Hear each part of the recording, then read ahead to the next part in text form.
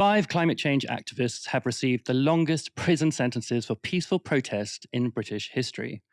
On the far right of the picture, Extinction Rebellion founder Roger Hallam was given a 5-year sentence for conspiring to cause a public nuisance.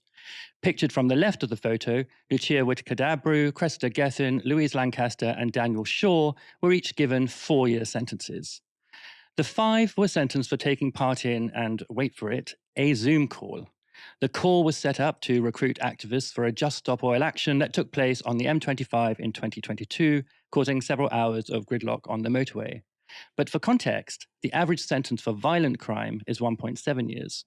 For criminal damage, it's 2.4 years. And these guys got sentenced to 4 years or even 5 years in the case of Hallam. In handing down the sentences, Judge Christopher Heer said this: I acknowledge that at least some of the concerns are shared by many, but the plain fact is that each of you has some time ago crossed the line from concerned campaigner to fanatic. Just Stop Oil has described the sentences as a, quote, obscene perversion of justice. The 2.5-week trial that preceded the sentencing was described by The Guardian as the UK's wildest climate trial. And it is indeed pretty wild to see 5 people get lengthy prison sentences for merely planning what was essentially a peaceful protest. Helena, what do you make of this? I mean, if anything, the name of the conviction itself should tell you just how ridiculous this is. The fact that the name of the conviction, is conspiracy to commit a public nuisance, and that is 5 years of jail time in one of these cases here, is quite frankly absolutely obscene. In any kind of functioning country want to call themselves a democracy. It's been clear from the outset, from this conservative piece of legislation that was used for this conviction and for the sentencing guidelines that it's had on written down on it, is part of a broader authoritarian desire from the right wing in this country to crack down on peaceful, most indeed, sorry, this is indeed peaceful protest that is being cracked down upon here. It's really important that we understand this. When you look at things like, I think El Folan posted this on Twitter just now, when you look at the average sentences for things like drug crime or violent crime or robbery, the average sentence for these are all lower than the average sentence that's been handed out to Just Stop All activists over this particular conviction of conspiracy to commit public nuisance by, again, sitting in a Zoom call. Funny that the Zoom call was infiltrated by a journalist from The Sun. Of course, the Murdoch papers are always there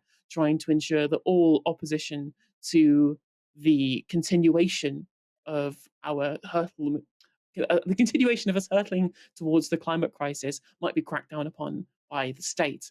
Now, whatever you think about Just Stop Oil's tactics, whatever you think about their tactics, I personally massively disagree with what Just Stop Oil do. I think it erodes trust in the pro-climate movement. I think that they have spent too much time irritating general members of the public rather than engaging in something something that is much more targeted towards the people who are genuinely involved in what is going on in terms of our problems with the climate crisis. Regardless whether you disagree with their tactics or not, you cannot say this is a fair sentence. That's what's been given here. You cannot say, indeed, I don't think in terms of peaceful protest in any situation can warrant something like a prison sentence. It's even more ridiculous to be handing down 4-year prison sentences for people, again, for conspiring to commit public nuisance in the name of peaceful protest, is in any way justified when we literally have a crisis where the prisons are full to the point at which we have to release tens of thousands of prisoners early, probably rightfully. In some cases, they're on kind of non-violent offences that probably shouldn't have been criminalised